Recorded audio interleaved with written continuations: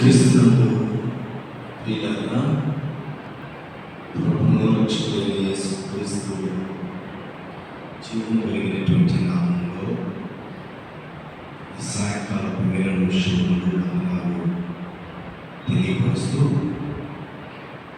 40 దినాలు ప్రభుతో ప్రయాణం అనే శిలువ ధ్యాన ఉపవాసపు కోరికలకు వీళ్ళందరినీ ప్రేమతోటి ఆహ్వానిస్తూ ప్రార్థించుకొని ఈ దినం యొక్క ఆరాధనను ప్రారంభించుకున్నాం.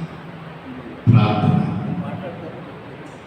ప్రేమ కలిగిన తండ్రి, కృప కలిగినటువంటి దేవ, స్తుతులకు పాత్రుడా, స్తోత్రాలుగా, స్తుతుల సింహాసనశీలుడా, మరొక పర్యాయం మీ కుమారుడు నా రక్షకుడైన యేసుక్రీస్తు జీవం కలిగినటువంటి నామంలో కృతజ్ఞతలు, స్తుతులు, స్తోత్రము, ఘనత, మహిమ, ప్రభావములు చెల్లిస్తున్నాను. మీ మహాకృపను బట్టి మమ్మల్ని ప్రేమించి మా కొరకు కలవలసిలో ప్రాణం పెట్టి మీ ప్రశస్తమైనటువంటి రక్తమును చెల్లించి మా కొరకై ప్రభావ మమ్మల్ని శుద్ధీకరించి మమ్మల్ని తండ్రితో సహవాసం తిరిగి పునర్నిర్మించినందుకే మీకు కృతజ్ఞతలు, స్తోత్రములు చెల్లిస్తున్నాము. ఈ సమయంలో పరిశుద్ధాత్మ అభిషేకం మాపై వచ్చి ఈ ఆరాధన అంతా కూడా మీకే ఘనత, మహిమ, ప్రభావములు కలుగులాగున చేర్చిన మా అందరకు ఆశీర్వాదకరముగా ఉండులాగున మీరు జరిగించమని, వచ్చిన ప్రియులను మీరు దీవించండి, ఆశీర్వదించండి. అలాగే ప్రభా, ఈ దినం వర్తమానం అందిస్తున్న మీ దీనదాసుని క్షేమంగా ముందుకు నడిపించారు. అందును బట్టి మీకు కృతజ్ఞతలు, స్తోత్రాలు చెల్లిస్తున్నాను. మీ దాసులు మీ పక్షంలో నిలబడి ప్రభా చుట్టితే ధారల కంటే మధురమైన మీ మాటలను ప్రభా మాకు వివరిస్తూ ఉండగా మీ దాసుని ఆత్మతో అభిషేకించి మా అనుదిన ఆహారము ప్రభా ఆధ్యాత్మికమైన ఆహారంతో మేము ఆత్మీయంగా ఎదగడానికి సహాయం దయచేయండి. మరొకసారి మనందరినీ మీ చేతికి అప్పగించుకోవచ్చు. త్వరలో రాకుండా మీ కుమారుడు మా రక్షకుడైన పాపులు మోచుకునేది యేసుక్రీస్తు నామములో ప్రార్థిస్తూ ఉన్నాము తండ్రి, ఆమేన్. దేవుని పరిశుద్ధ నామానికి మహిమ కలుగును గాక. ఆంధ్ర క్రైస్తవ కీర్తన పుస్తకం నుండి 791 కీర్తన. కలువరిలో సిలువధారి వేలాడి తరువాత యేసయ్య అనేటువంటి కీర్తనను పాడుతూ దేవుని పరిశుద్ధ నామాన్ని స్తుతిద్దాం. ఆంధ్ర క్రైస్తవ కీర్తన పుస్తకంలో నుంచి అది 800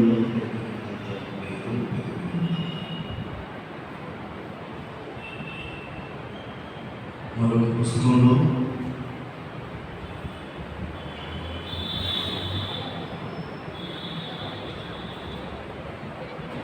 839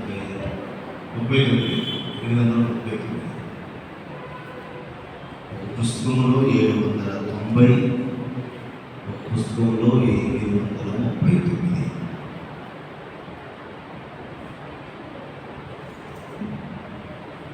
కలువరిలో సిలువధారి వేలాడితివా నా యేసయ్యా, కలువరిలో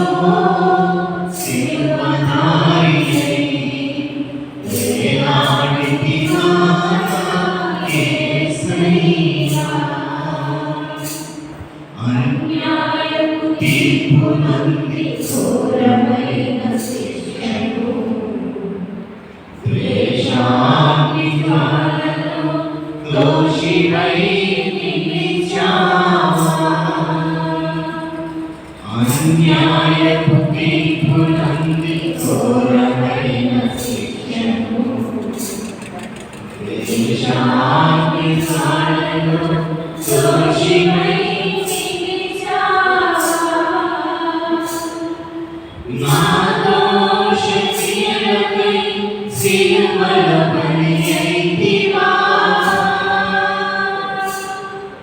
నాలో శక్తియలకై సిలువలో బలి అయితివా, నీ ప్రాణ ప్రియతను రక్షించితివా, నీ ప్రాణ ప్రియతనముతో రక్షించితివా, కలువరి గిరిలో సిలువదారియై వేలాడితివా నా యేసయ్యా, దారి తప్పిపోయిన గొర్రెనై తిరిగాను, ఏ దారి కానరాక సిలువ దరికి చేరాను, దారి తప్పిపోయిన గొర్రెనై తిరిగాను, ఏ దారి కానరాక సిలువ దరికి చేరాను, ఆకలినంతపు పొట్టలు నా కొరకై ధారపోసి, ఆకలినంతపు పొట్టలు నా కొరకై ధారపోసి, నీ ప్రాణ త్యాగముతో విడిపించితివా, నీ ప్రాణ త్యాగముతో విడిపించితివా, కలువరి గిరిలో సిలువదారియై వేలాడితివా నా యేసయ్యా, కలువరి గిరిలో సిలువదారియై వేలాడితివా నా యేసయ్యా.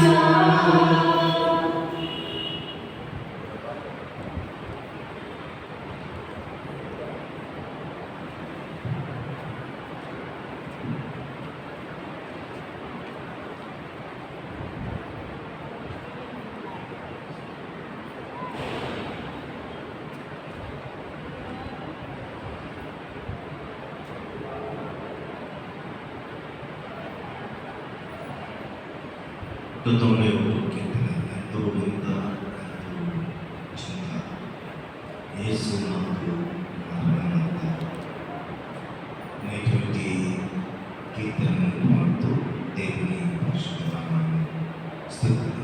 191 కీర్తన.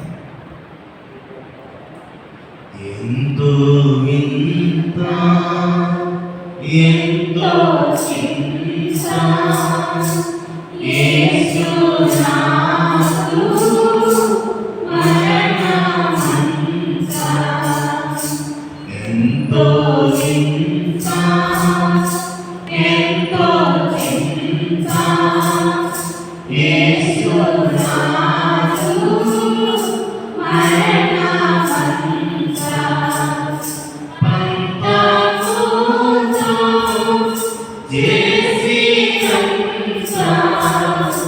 సొంత ప్రజలు స్వామి అంత, ఎంతో వింత ఎంతో చింత యేసు నాకు మరణమంత, భక్తి కట్టి నెట్టి కొట్టి తిట్టి యేసు నాకు నగట, అట్టి శ్రమలో నొంది పలుకా నామే యేసు స్వామి నాడు, ఎంతో వింత ఎంతో చింత యేసు నాకు మరణమంత, మొయ్యాలే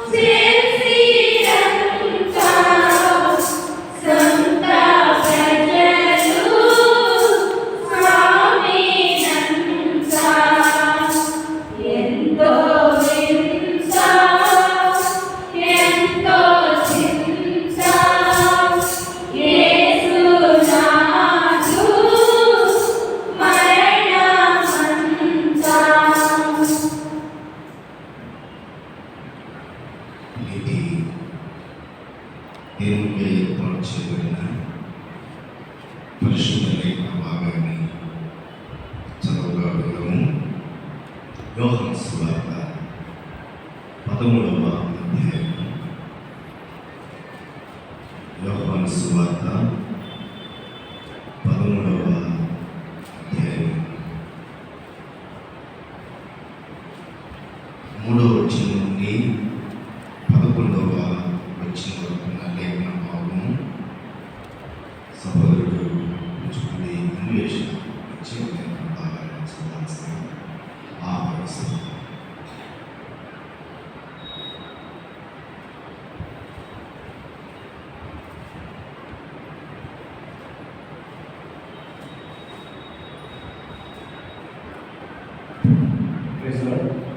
ఈ దినముకై ఏర్పాటు చేయబడిన పాఠ్యభాగము యోహాను సువార్త 13వ అధ్యాయము 3 నుంచి 11 వచనములు ఈ విధంగా రాయబడింది. తండ్రి తన చేతికి సమస్తము అప్పగించిననియు తాను దేవుని యొద్ద నుండి బయలుదేరి వచ్చిననియు దేవుని యొద్దకు వెళ్ళవలసి ఉన్నదనియు యేసు ఎరిగి భోజన పంక్తిలో నుండి లేచి తన పై వస్త్రము అవతల పెట్టి వేసి ఒక దివాలు తీసుకొని నడుమునకు కట్టుకుని అంతటి పల్లములో నీళ్లు పోసి శిష్యుల పాదమును కడుగుటకును తాను కట్టుకొని ఉన్న తువాలతో తుడుచుటకును మొదలుపెట్టాడు. ఇట్లు చేయించు ఆయన సీమోను పేతురు వద్దకు వచ్చినప్పుడు అతడు, ప్రభువా, నీవు నా పాదములు కడుగుదువా అని ఆయనతో అనేను. అందుకు యేసు, నేను చేయించున్నది ఇప్పుడు నీకు తెలియదు కానీ ఇక మీద తెలుసుకుందు అని అతనితో చెప్పగా, పేతురు, నీ వెన్నను నా పాదములు కడుగరాదని ఆయనతో అనేను. అందుకు యేసు, నేను నిన్ను కడుగని ఎడల నాతో నీకు పాలు లేదనను. సీమోను పేతురు, ప్రభువా, నా పాదములు మాత్రమే కాక నా చేతులు, నా తల కూడా కడుగుమని ఆయనతో చెప్పాను. యేసు అతని చూచి, స్నానం చేసిన వాడు పాదములు తప్ప మరేమీ కడుగుకొనక్కర్లేదు, అతను కేవలం పవిత్రుడయ్యాడు. మీరు పవిత్రులు కానీ మీలో అందరూ పవిత్రులు కారని తను అప్పగించి వారిని ఎరిగిన కనుక మీలో అందరూ పవిత్రులు కారని ఆయన చెప్పాడు. దేవుని పరిశుద్ధ వాక్యం మనం ఇంట్లో అందించుకుంటాం. ప్రార్థన చేస్తుంది. మోకరిల్లు కలిగినటువంటి వారు మోకరిల్లండి, మోకరిల్లు లేనటువంటి వారు మీరు స్థానంలోనే ఆ రీతిగా ఉండి ప్రభుని ప్రార్థించాలని ప్రభు పేరు మనం చేస్తున్నాం. మోకరిద్దాం.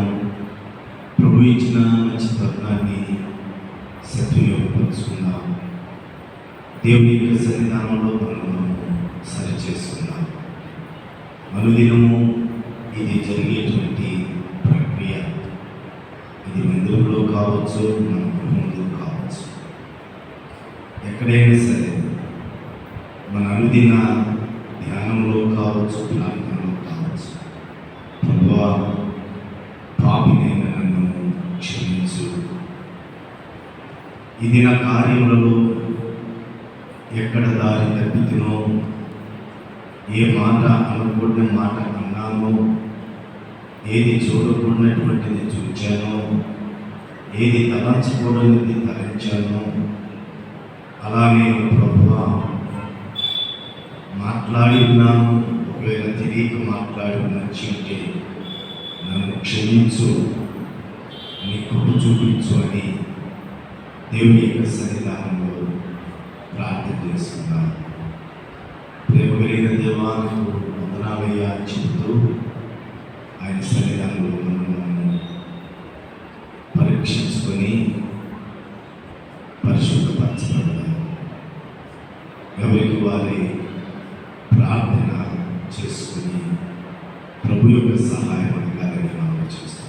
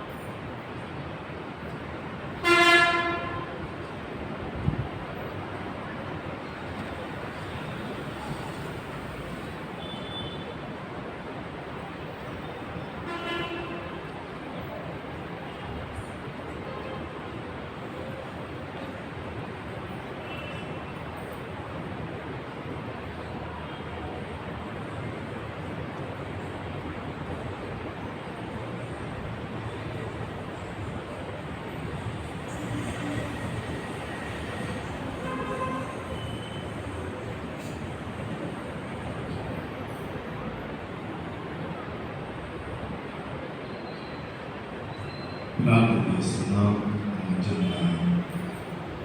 కిషోర్ వచ్చి ప్రార్థిస్తారు. దేవుడు తన దీనదాసుని పెట్టుకుని మాట్లాడుతూ ఉండగా పరిశుద్ధాత్మ శక్తితో మాట్లాడాలన్న ప్రార్థన చేస్తున్నారు. మన జాక్సన్ దేశ్ గారు కిషోర్ సార్ వచ్చి ప్రార్థిస్తారు.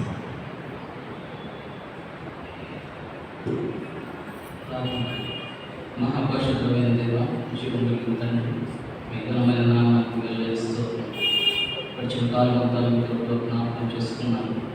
ఒకరిని సాయంకాల సమయంలో శివ వచ్చిన ఆరాధనలో పాల్గొనడానికి కృపను పట్టిస్తూ ఒక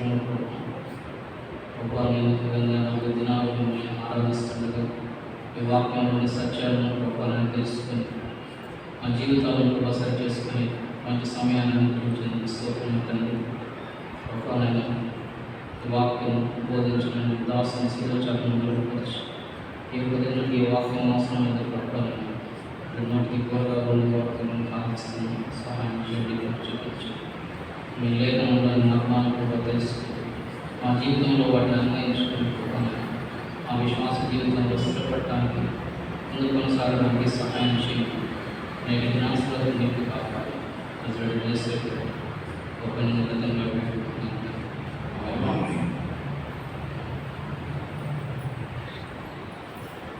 క్రీస్తుకు ప్రియమైన వారలారా, కూర్చునండి. సమయంలో జరిగిన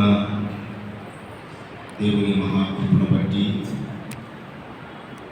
ఈ 40 దినాల శిలువ ధ్యాన ఆరాధనలు ఉపవాస కూడికల్లో దైవర్తమానాన్ని అందించడానికి ఏర్పాటు చేయబడిన తన దీనదాసులు ముట్టూరి వెంకయ్య గారు వారు వచ్చి నేను టీచర్గా పనిచేస్తూ స్థానంలో గుంటూరు ప్రాంతంలో తన ఉద్యోగ నిమిత్తము ఉంటున్నారు. వారు మన స్థానిక సంఘంలో వచ్చి దైవర్తమానాన్ని అందించడానికి ఇష్టపడుతున్నారు. వారిని ప్రేమతోటి ఆహ్వానిస్తున్నాం. వారు వచ్చి దైవర్తమానాన్ని అందించాల్సిందిగా ఆహ్వానిస్తున్నాం.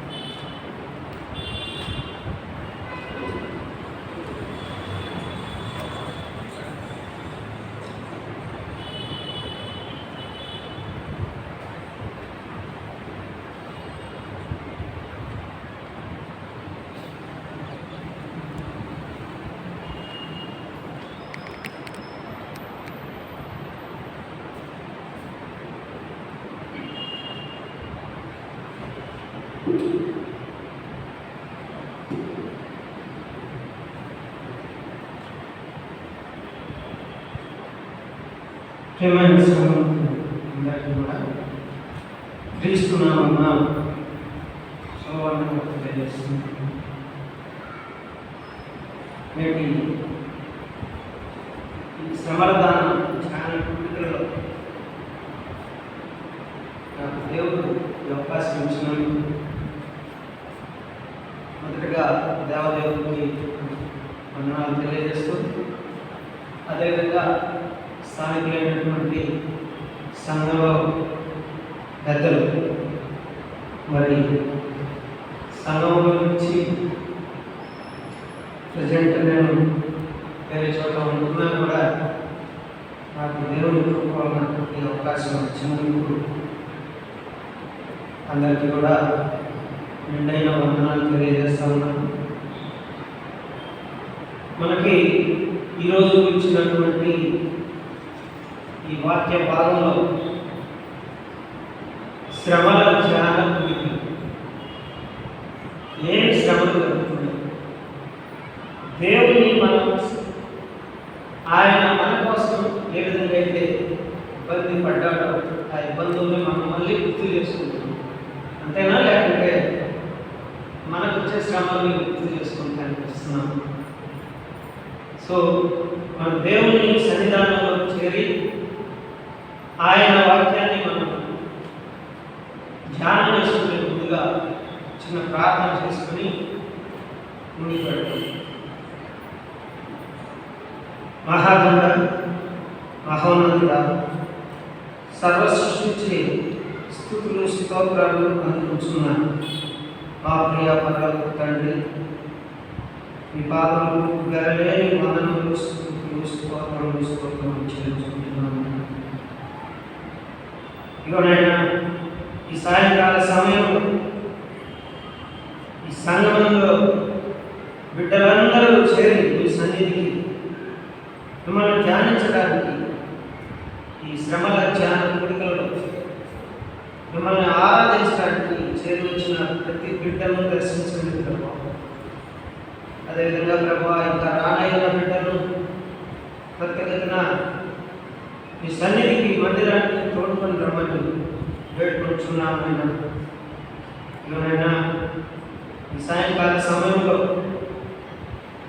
ఏర్పాటు చేయబడినటువంటి ధ్యాన భాగాన్ని మీ సన్నిధికి సమర్పిస్తూ నైనా దాన్ని బోధించేటప్పుడు కానీ చెప్పేటప్పుడు కానీ మా జ్ఞానం ఏమీ లేదు ప్రభా, కేవలం మీ జ్ఞానంతో జ్ఞానం తక్కువై ఉంటే యెహోవా నడుమని చెప్పుకుంటుంది.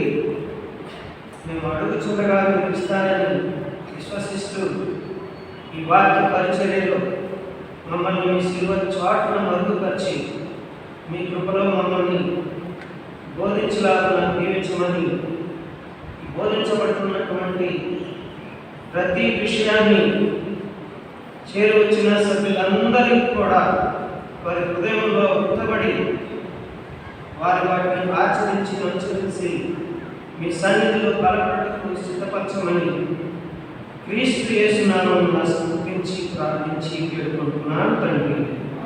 ఆమేన్. ప్రియమైన సంగమా, మనం చదువుకున్నటువంటి భాగంలో యెషయా గ్రంథం కూడా ఇవ్వడం జరిగింది. 13వ అధ్యాయం 1వ అధ్యాయం 3వ వచనం నుంచి 2వ వచనాలు. ఇక్కడ యెషయా గ్రంథాన్ని కూడా మనం చూసినట్లయితే ప్రత్యేకంగా మనకి ఆ విషయం, అసలు యెషయా గ్రంథాన్ని ఎందుకు మనం చర్చించుకున్నాం అనేది ఒక్కసారి ఒక నిమిషం దాన్ని ధ్యానం చేసుకున్నట్లయితే మనకి బైబిల్ మొత్తం మీద ఎన్ని గ్రంథాలు ఉన్నాయంటే 66. యెషయా గ్రంథంలో ఎన్ని అధ్యాయాలు ఉన్నాయి? 66. పాత నిబంధనల గ్రంథంలో పాత నిబంధన మనం చూసినట్టయితే యెషయా గ్రంథాన్ని ఓ మినీ బైబిల్ అని చెప్పుకోవచ్చు. చిన్న బైబిల్ అదొక్కటి చదివితే దాదాపుగా మొత్తం కూడా మనకి తెలియస్తూ ఉంది. ప్రవక్త అయిన యెషయా 37 అధ్యాయాల వరకు ఈ యెషయా గ్రంథంలో న్యాయం, తీర్పు వీటిని మాత్రమే చర్చిస్తూ వచ్చాడు. ఆ తరువాత ఉన్నటువంటి 29 అధ్యాయాల్లో రక్షణ, నిరీక్షణ, ప్రేమ, ఆత్మీయత ఇవన్నింటినీ కూడా తీసుకుని మనకి చెప్పడం జరుగుతుంది. ప్రియమైనటువంటి సభ్యులకు, సంఘానికి ఈ సందర్భంగా మనం మాట్లాడుకునేటప్పుడు యెషయా గ్రంథాన్ని ప్రతి విషయంలో మనం పునశ్చరణ చేసుకోవాల్సిన ఆవశ్యకత ఉంది అనేటువంటిది దేవుడు మనకు తెలియజేస్తున్నటువంటి అంశంగా మీకు తెలియజేస్తున్నాను. ఆ విధానంలో మరి కొత్త నిబంధనలోకి వచ్చేసరికి ఈ 4 సువార్తలు మత్తయి, లూకా, మార్కు, యోహాను, ఈ సువార్తికులు చెప్పినవన్నీ పాత నిబంధనలో చెప్పిన వాటిని నెరవేర్పుగానే ఇక్కడ మనం చూస్తాం. పాత నిబంధన అంటే కొత్త నిబంధన ప్రారంభం కాకముందు, క్రీస్తు పుట్టక ముందు 700 సంవత్సరాల క్రితం రేపు జరగబోయేవన్నీ ఆ గ్రంథంలో ప్రవక్త యెషయా మనకి తెలియజేశారు. సో అందుకని ఇక్కడ మనం చూసినట్లయితే యోహాను సువార్త 13వ అధ్యాయము 3 నుంచి 11 వరకు ఇప్పుడు చదివినటువంటి ఈ వాక్య భాగంలో మనం పరిశీలించినట్లయితే చూడండి, ప్రభు అయిన క్రీస్తు వారు ఎందుకు ఇక్కడికి వచ్చారు? మన పాపాలని పరిహరించడానికి, మనం చేస్తున్నటువంటి పనుల్ని సరిదిద్దుకోవడానికి, మనకి ఒక హెచ్చరిక చేస్తూనే, పరిచర్య చేస్తూనే తనకు తాను మన కోసం శిలువ త్యాగం చేశారు. నమ్మిన ప్రతి బిడ్డ దీన్ని విశ్వాసంతో నమ్మిన వారికి ప్రతి ఒక్కటి కూడా ఆయన సమకూర్చేటువంటి గొప్ప దేవుడు. ఇక్కడ మీరు చూసినట్టయితే 3వ వచనంలో మొట్టమొదటిగా తండ్రి తన చేతికి సమస్తము అప్పగించననియు తాను దేవుని యొద్ద నుండి బయలుదేరి వచ్చిననియు దేవుని యొద్దకు వెళ్ళవలసిన ఉన్నదనియు యేసు ఎరిగి ఏం తెలుసుకుని ఏమేమనుకున్నాడంటే ప్రభువు వారు నన్ను ఇక్కడికి పంపించిన పని ఏంటి, నేను చేయవలసిన పని ఏంటి, ఇప్పుడు ఆసన్నమైంది.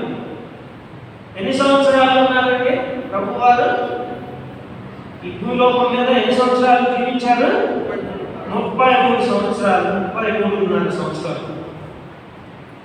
30 సంవత్సరాలు ప్రభువుల వారు ఈ లోకంలో జీవించిన కాలంలో కుటుంబ బాధ్యతని నిర్వర్తించారా లేదా? తన కుటుంబంతో కావలసిన పనులు నేర్చుకుని వారికి సంపాదనగానే ఉపయోగపడదు. లాస్ట్ 30వ సంవత్సరం తర్వాత 3.5 సంవత్సరాలు మాత్రమే పరిచర్యలో బాగా నిమగ్నమై అప్పుడు తెలుసుకున్నాడు దేవుడు నన్ను పంపించినటువంటి పని ఇది, దాన్ని నేను నిర్వర్తించాలి అని చెప్పి ఆయన ఆ 3.5 సంవత్సరాలు ఎంతో శ్రమ కోర్చి ఏమైనా కష్టం లేకుండా చక్కగా చేసేదండి పరిచర్య. ప్రతి ఒక్క చోట కూడా ఆయన్ని ప్రశ్నించిన వాళ్ళే. అయితే ఈ 40 రోజులు శ్రమ ఉంది అని ఆయన పరిచర్యకి వచ్చే ముందు 40 రోజులు ఆయన దేవుడు తండ్రి దగ్గరికి వెళ్ళి విజ్ఞాపన చేశాడు. 33.5 సంవత్సరాల పరిచర్య ముందు 40 రోజులు ఆయన పరిచర్య ప్రారంభమైన ముందుగా దేవుణ్ణి ఆయన తన తండ్రిని వేడుకుంటూ ఆ తర్వాత సైతాన్ని శోధింపబడి సైతాన్ని బయటకు నెట్టివేసి పరిచర్య చేయడం మొదలుపెట్టాడు. కాబట్టి ఇక్కడ మనం చూసినట్టయితే 4వ వచనంలో భోజన పంక్తిలో నుండి లేచి తన పై వస్త్రము అవతల పెట్టి వేసి ఒక తువాలు తీసుకొని నడుమునకు కట్టుకొనెను. చక్కగా భోజనం ఏర్పాటు చేసిన విందు. మనమైతే విందులో నుంచి బయటకు లేస్తామండి. పని తెలిసిన వాడు, ఇక్కడ క్రియ చేయవలసిన వాడు ఎవరైతే ఉన్నారో వాళ్ళు పనిని బాధ్యతను మర్చిపోరు.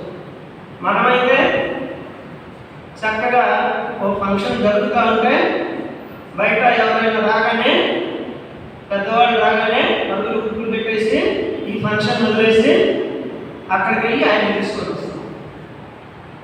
కానీ ప్రభువుల వారు అయితే ఏం చేశారండి, లేచి ఆ పైన ఉన్నటువంటి దాన్ని తీసుకొని నడుముకు కట్టుకుని ఏం చేశాడండి, ఇక్కడ అంతటా పల్లెంలో నీళ్లు పోసి శిష్యుల పాదములు కడుగుటకును తాను కట్టుకున్న తువాలతో తుడుచుటకును మొదలుపెట్టెను. ఎంత గొప్ప భాగ్యం! Praise Lord. దేవుడు మనకిచ్చిన గొప్ప ఆధిక్యత అదే. ఇక్కడ ఏముంది, ఆయన ఏం చేశాడంటే ఆయన ఉన్నతమైన వాడు, పరలోకవాసి, తనను తాను తగ్గించుకున్నాడు, నరావతారం ఎత్తాడు, ఈ లోకంలో అనేకమైనటువంటి వేదనలు శోధనలు పడ్డాడు. అయినా తన శిష్యులతో భోజనం చేస్తూ, శిష్యుల కంటే అధికమైన వాడు కదా, కానీ ఆయన తన ఆధిక్యతను తగ్గించుకొని తనకు తాను తగ్గించుకొని ఈ లోకంలో నా పని ముగించవలసి ఉంటుంది అని చెప్పి తాను తగ్గించుకుని ఆ విధానంలో, అంటే ఇక్కడ తగ్గించుకోవడం అంటే విధేయత. తగ్గించుకోవడం అంటే ఏంటంటే ఎవరికి విధేయత చూపిస్తున్నారు ఇక్కడ ప్రభువుల వారు? తనను పంపిన తండ్రికి విధేయత చూపిస్తున్నారు.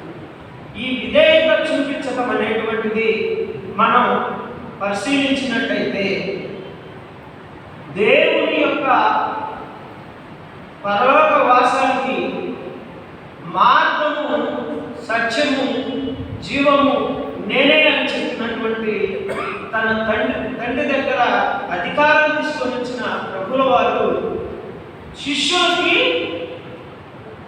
పాదాలు కడుగుతున్నాడు. పాదాలు కడుగుతుంటే పేతురు ఏమన్నాడంటే, ప్రభువా ప్రభువా ఆగండి. అయితే ఏం చెప్పాడు ప్రభు వారు? ఈరోజు నేను మీతోటి ఈ పని చేయకపోతే నీతో నేను, నాతో నీవు ఉండలేవు. మరి మనం ఏం చేయాలండి? ప్రభువుల వారు తనకు తాను తగ్గించుకొని మన కోసం ఆయన పరిచర్య చేస్తే మనం ఏం చేస్తున్నాం? మన తోటి సహోదరుల్ని, మన బంధువుల్ని, మన స్నేహితుల్ని ప్రేమిస్తున్నామా? ఇక్కడ ప్రేమ, ఈ విధేయతలో ఉండేటువంటిది ప్రేమ. ఇక్కడ ప్రత్యేకంగా చెప్పాలనుకునేది ఈ విధేయత 4 అంశాలు మనం చూసినట్టయితే మనం ఎవరి దగ్గర మనం విధేయత కలిగి ఉండాలి. మొదటిది తల్లిదండ్రుల దగ్గర. తల్లిదండ్రుల దగ్గర మనం విధేయత కలిగి ఉండాలి. పిల్లలు తల్లిదండ్రుల దగ్గర విధేయత లేకపోతే ఏమవుతుందండి? పిల్లలపై తల్లిదండ్రుల దగ్గర విధేయత లేకపోతే ఏమవుతుంది? చెప్పరా? పిల్లలు మీరు చెప్పాలి, ఏమవుతుంది? మీరు అడిగిన ఏమైనా ఇస్తారా? ఇవ్వరు కదా. మరి దేవుడి దగ్గర మనం విధేయత లేకపోతే మనం అడిగింది ఇస్తారా? ఇవ్వరు కదా. బట్ పిల్లలు అనేటువంటి వాళ్ళు ఎవరి దగ్గర ఉండాలి? చెప్పరా? చెప్తారా చెప్పరా? పిల్లలు ఎవరి దగ్గర విధేయత కలిగి ఉండాలి? తల్లిదండ్రుల దగ్గర విధేయత కలిగి ఉండాలి. సినిమాలు చూస్తాం, లేకపోతే ఆటలు ఆడుకోవడానికి వెళ్ళడం, ఇవన్నీ చేస్తారు. దానివల్ల ఏం జరుగుతుంది? తల్లిదండ్రులు కూడా పిల్లల ఎడల శ్రద్ధ కలిగి ఉండాలి. తల్లిదండ్రులు సీరియల్ చూస్తుంటే పిల్లలు సీరియల్ చూడకుండా దేవుని వాక్యం వింటారా? వినరు కదండి.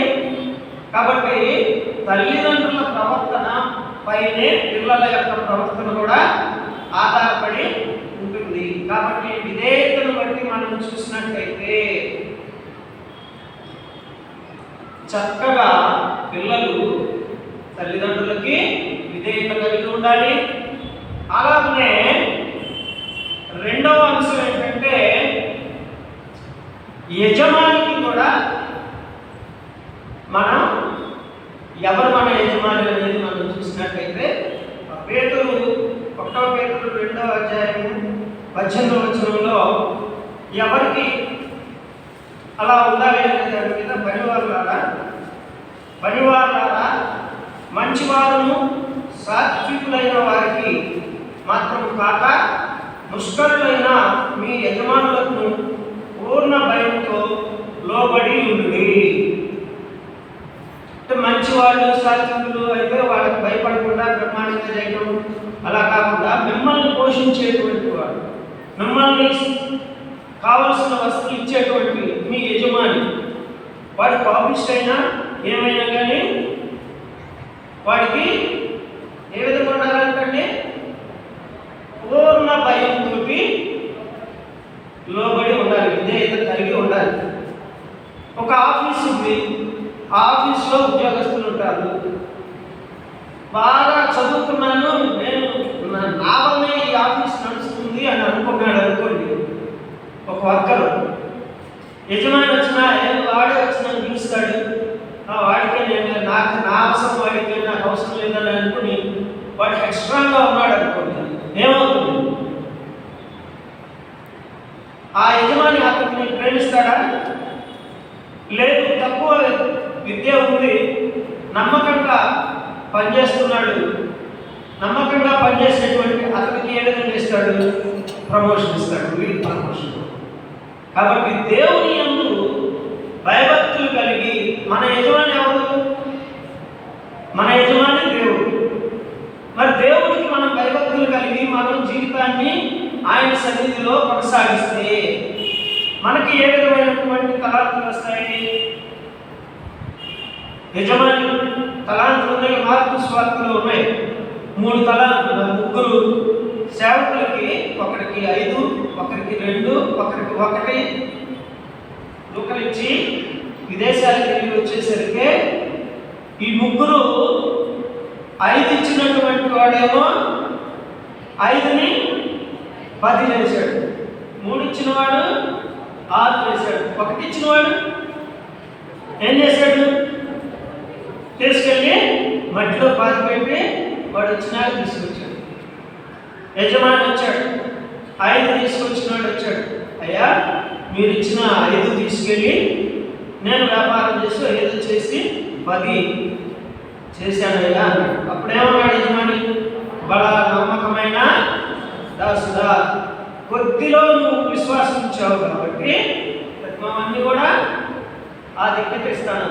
అలానే 3 తీసుకున్న అతను కూడా 3 తీసుకున్నావు, 6 చేశాడు. అతను ఏమన్నాడు? అతన్ని కూడా బలా నమ్మకమైన దాసుడనే ఆశీర్వదించాడు. మరి 1 ఇచ్చిన అతను ఏమన్నాడు? అయ్యో 1 ఇచ్చావు, ఎందుకు నువ్వు వాడలేదు, ఎందుకు చేయలేదు? ఈ 1 తీసుకెళ్ళి షావుకారికి ఇచ్చినా వడ్డీ వచ్చేది, వడ్డీ నేను వసూలు చేసుకునేవాడిని అని అంటాడు యజమాని. మనమైతే ఇక్కడ గమనించవలసింది ఏంటంటే, మనము దేవునికి దగ్గరగా ఉన్నప్పుడు ఆయన ఇచ్చే తలాంతులు మనకి చాలా ఉన్నాయి. మన ఉద్యోగంలో కానీ, మరి లేకపోతే ఇల్లు, వేరైన వాహనాలు, లేకపోతే పేరు ప్రఖ్యాతులు, ఇవన్నీ కూడా ఎవరిచ్చేవి? దేవుడిచ్చే తలాంతులే. ఆ తలాంతులను చూసి నాకు మంచి పేరు ఉంటే నేను దేవుడి కాడికి వెళ్ళాల్సిన పని, నాకు అవసరమా అనుకుంటాను. అలాంటిది ప్రియమైన సంగమా, ఒకవేళ ఆ విధమైనటువంటి ఆలోచనలో మనం ఉన్నట్టయితే మనం గుర్తిరగవలసింది మన యజమానైనటువంటి క్రీస్తు యేసుని ఆదరించి ఆయన్ని మనం మన హృదయంలో చేర్చుకుంటే అప్పుడు మనం ఆశీర్వదించబడి, మన కుటుంబం ఆశీర్వదించబడి, మరి మనం ఈ సంఘంలో ఒక ప్రత్యేకమైన వ్యక్తిగా కూడా గుర్తింపు తీసుకుంటాం. అది కేవలం దేవుని ఆరాధించడం వల్ల మాత్రమే. ఇక 3వది ఎవరికి ఆధారపడి ఎవరిని ఉండాలంటే సేవకులకి విధేయత కలిగి ఉండాలి. 3వది ఏంటంటే సేవకులకు అవసరమా అని అనుకుంటాం. చూడండి, ఇది హెబ్రీయులకు రాసినటువంటి పత్రికలో 13వ అధ్యాయము 17వ వచనంలో, మీ పైన నాయకులుగా ఉన్నవారు లెక్క అప్పజెప్పవలసిన వారి వలె మీ ఆత్మలను కాల్చున్నారు. వారు దుఃఖంతో ఆ పని చేసిన ఎడల మీకు నిష్ప్రయోజనం కనుక దుఃఖంతో కాక ఆనందంతో చేయనట్లు వారి మాట విని, ఏమన్నాడంటే వారి మాట విని వారికి లోబడి ఉండుడి. ఎందుకు లోబడి ఉండాలంటే, సేవకుడు తినటానికి మనం ఇవ్వలేదనుకోండి, ఉండటానికి వసతి లేదనుకోండి, సేవకుడు అంటేనే ఈ లోకంలో పరిచర్య చేసేటువంటి భాగ్యం పొందినటువంటి వ్యక్తి. పరిచర్య చేయడానికి అందరం వెళ్తామా? అందరం వెళ్ళలేము. కేవలం దేవుని చేత అభిషేకింపబడి, దేవుని చేత ఆశీర్వదించబడి, నా జీవితాలకు కావలసినటువంటి ప్రతి విషయాన్ని దేవుని సన్నిధిలోకి తీసుకొని వెళ్ళి చెప్పేటువంటి గొప్ప వ్యక్తి సేవకుడు. అవునా కాదండి? మరి అలాంటి సేవకుడిని మనం బాధ పెట్టే నిష్ప్రయోజనమా ప్రయోజనమా? నిష్ప్రయోజనమే కదా. మరి అలాంటి సేవకుల్ని మనం లోబడి వారితోటి మన జీవితాలని ముందుకి కొనసాగినట్లయితే దేవుడు మనల్ని ఆశీర్వదించి మనకి కావలసిన ప్రతి ఈవిని ఇస్తారు. కాబట్టి ముందు మనం ఎవరికి లోబడి ఉండాలి? ముందు మనకి మొదటగా పిల్లలైన వాళ్ళు తల్లిదండ్రులకు లోబడి ఉండాలి. మీకు గమనించండి, టీచర్లు ఉంటారు. ఇంటర్మీడియట్ బైపీసీ ఎంపీసీ చదివే వాళ్ళకి బాగా తెలుస్తుంది. ప్రాక్టికల్ మార్క్స్లో ఆ టీచర్స్ తోటి లోబడి వాళ్ళు ఏం చెప్తే చేసే వాళ్ళకేమో ప్రాక్టికల్ మార్క్స్ ఫుల్ వేస్తారు. నువ్వు ఎంత చదివినా కూడా ఎన్ని ఆయనతో చేసి వదిలేసిన వాళ్ళకి తక్కువ మార్కులు వస్తాయి. సో గమ్మత్తుగా ఉంటుంది కదా, నేను ఇంత చదువుతాను ఇంత రాస్తాను నాకు అంటే మీరు ఎక్కడ లోపం జరిగింది? మీరు లోబడి ఉండలేదు. మీరు ఎక్కడ ఇంటర్వ్యూకి వెళ్ళినప్పుడు కూడా అదే చూస్తారు, ప్రాక్టికల్ మార్క్స్ చూస్తారు. ఈ మార్క్స్ చూడు థియరీ. ప్రాక్టికల్ మార్క్స్ ఎక్కువ వచ్చినాయంటే ఎస్ ఇతను సంఘానికి ఆ టీచర్లకి పెద్దలకి గౌరవిస్తాడు. అందుకనే మన కంపెనీలు కూడా మంచిగా లోబడి కంపెనీకి ఆర్థికమైనటువంటి సంతృష్టికరమైనటువంటి లాభాలని సంపాదించడానికి తాను శ్రమ పడతాడు అని ఉద్యోగం ఇవ్వడానికి కూడా సిద్ధపడతారు యజమానులు. అలానే సంఘంలో పరిచర్య చేస్తుంటారు. మీరు కొంతమందిని గమనించండి, మనం చర్చికి రావడానికి 5:30 కంటే ఇంకా 5:30 అంటే ఒక అరగంట సేపు ఏదో మాట్లాడతారు, ఏదో పాడతారు, ఏదో చేస్తారు. ఎందుకంటే కరెక్ట్గా చెప్పేటప్పుడు పోదాం ఒక అరగంట. అంటే మీరు దేవుని పనికి శ్రద్ధ చూపెడుతున్నారా? విధేయత చూపెడుతున్నారా? ఒక్కసారి మీరు ఆలోచించండి. దేవుని యందు భయభక్తులు కలిగిన ప్రతి పిల్లవాడు, ప్రతి వ్యక్తి, ప్రతి వీళ్ళు కూడా, ప్రతివారు కూడా దేవుని అనుసరణ చొప్పునే చేస్తారు. సమూయేలు చిన్నప్పటి నుంచి దేవునిలోనే ఉన్నాడు. మీరు గమనించారు కదా, మనకు తెలుసు కదా. అలానే ప్రతి ఒక్కరిని మీరు చూసినట్టయితే హెబ్రీలకు రాసినటువంటి పత్రిక 11వ అధ్యాయం చూస్తే అక్కడ మనకి బైబిల్లో ఉన్నటువంటి ప్రతి ఒక్కరండి ఏ విధమైనటువంటి లోబడికి విధేయత కలిగి తమ జీవితాలని దేవునికి సమర్పించారో మీరు గమనించవచ్చు. మొట్టమొదటగా ఆదాము లోబడలేదు. లోబడ్డా? అన్నీ ఇచ్చాడు, ఆయనే పేర్లు పెట్టాడు, అన్నీ చేశాడు. కానీ ఆయన తినవద్దు అన్నటువంటిది తిన్నాడు. ఆ దెబ్బతోటి ఏదైనా మనం నుంచి అవుట్. ఎక్కడికి వచ్చి పడ్డారండి? మనం పాపంలోకి వచ్చి పడిపోయాం. భూమండలం మీద నువ్వు కష్టపడితేనే తినవు, కష్టపడకపోతే శూన్యం. కష్టపడకపోతే ఏమన్నా ఉంటుందా? ఉండదు. అలానే అబ్రహాము తీసుకోండి. అబ్రహాము అయ్యాడు. శారాయి ఎప్పుడైందండి? 75 సంవత్సరాల తర్వాత అబ్రహాముగా దేవుని మాట చొప్పున మార్పు చెందాడు. ఈ వయసులో నాకు పిల్లలు ఇస్తారా అంటే దేవుని యొక్క విధేయత కలిగి ఉండటం వల్లనే బిడ్డనిచ్చాడు. ఏం పేరండి? అబ్రహాము బిడ్డ పేరు ఇస్సాకు. ఏం చెప్పాడు దేవుడు? నీకు పుట్టినటువంటి పరీక్ష చేయడానికి దేవుడు అబ్రహాముని పరీక్షించడానికి అడిగాడు. ఏమని అడిగాడు? నీ సంతానాన్ని నాకు బలిగా ఇవ్వమన్నా.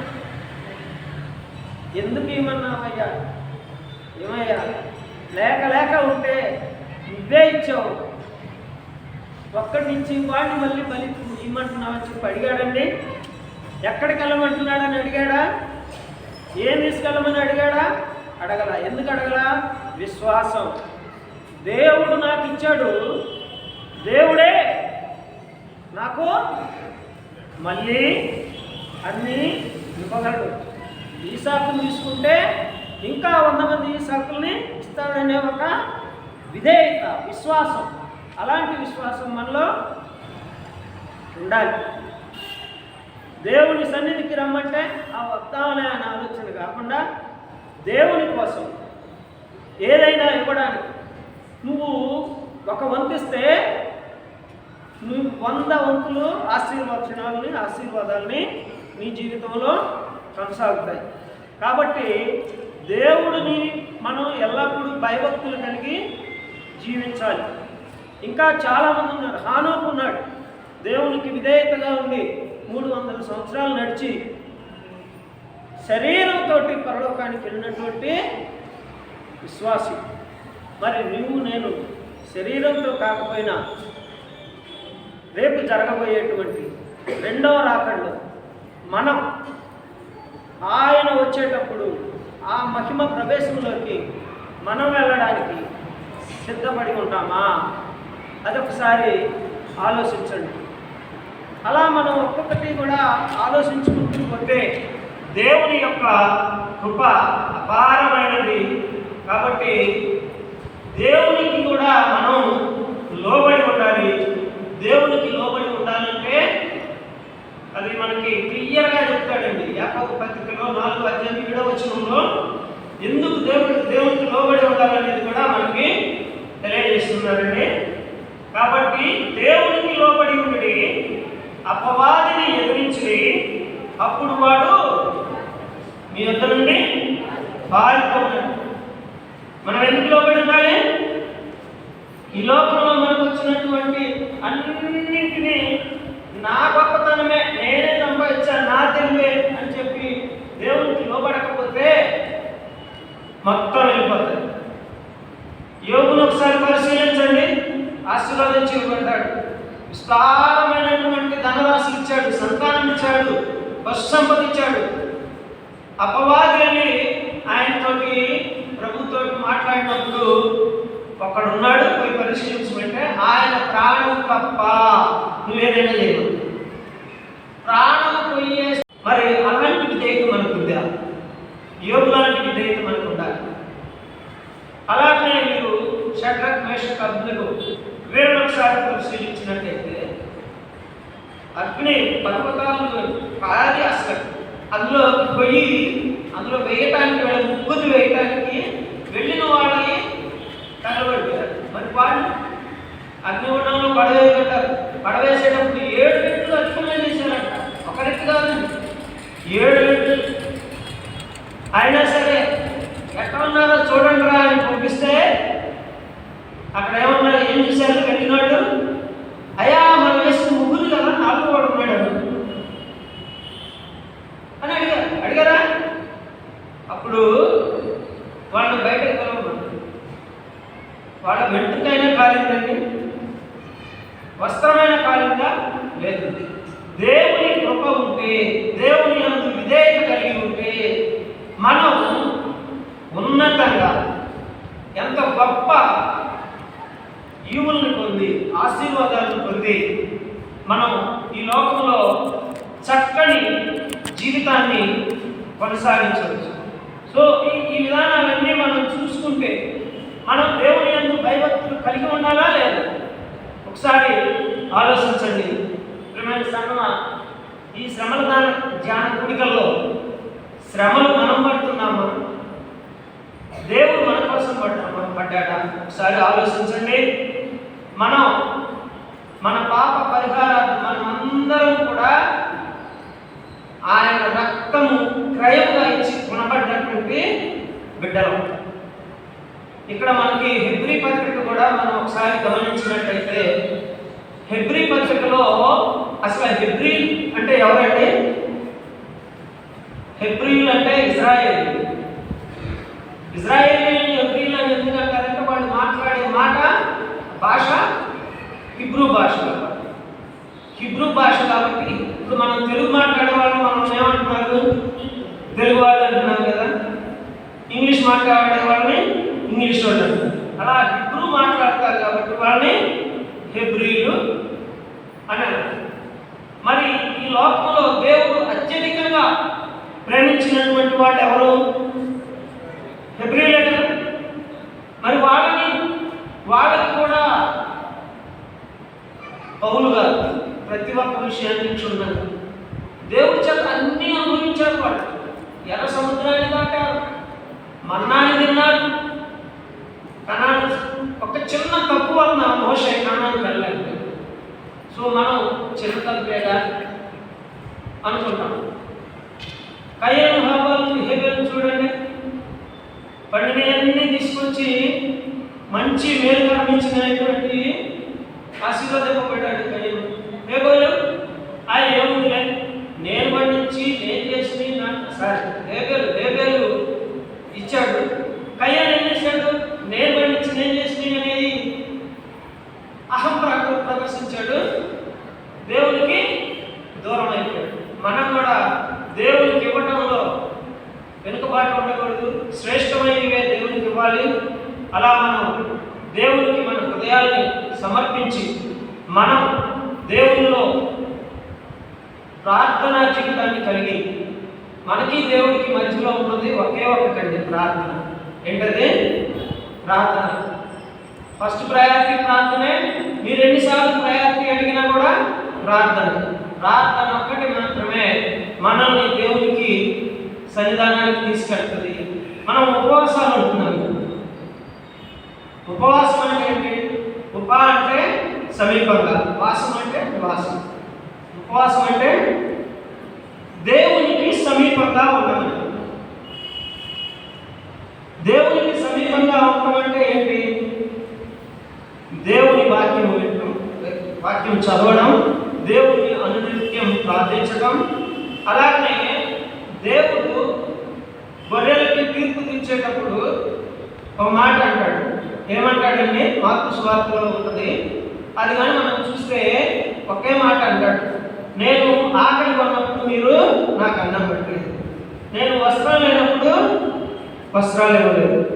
మరి నువ్వెప్పుడు వీళ్ళు నాకు ఇచ్చారన్నాడు. మేము ఎప్పుడు ఇచ్చామని అంటే పేదవారికి నువ్వు ఇచ్చావు, ఆకలి ఉన్నవాడికి ఆకలి తీర్చావు, దుస్తులు లేని వాడికి దుస్తులు ఇచ్చావు.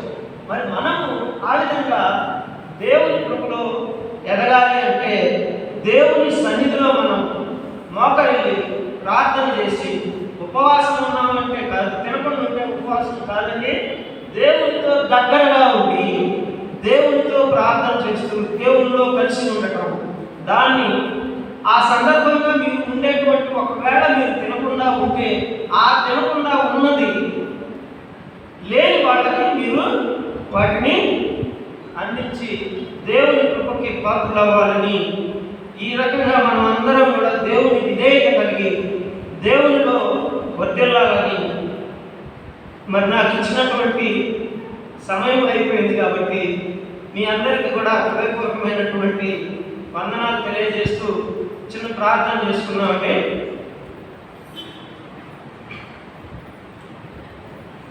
సర్వోన్నతుడా, మహోన్నతుడా, మా ప్రియ తండ్రి, నేను ఇష్టపడినటువంటి వాక్యంలో ప్రతి ఒక్క బిడ్డని మీరు హృదయాలను కట్టండి ప్రభువా.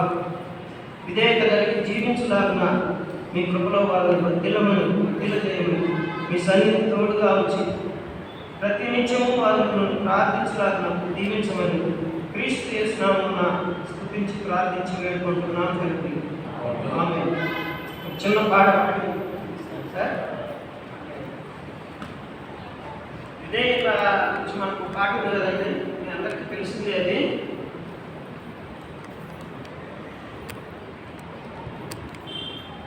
విజేతకే అర్థము చెప్పిన వినయ మనస్కుడా, విజేయులు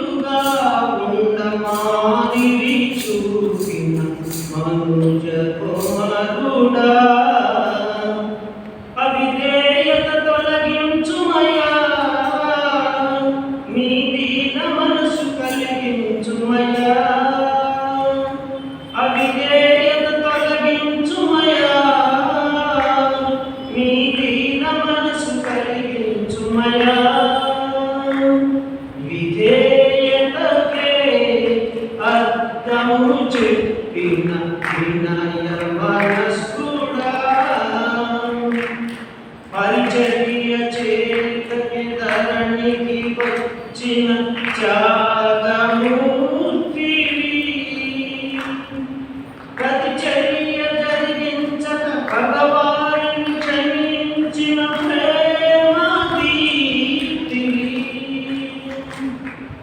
పరిచర్య చేతకే ధరణికి వచ్చిన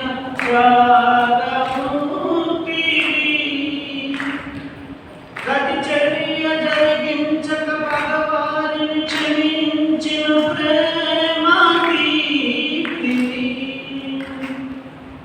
సిలువ మరణము పొందునంతగా నీవే తగ్గించుకొంటివి.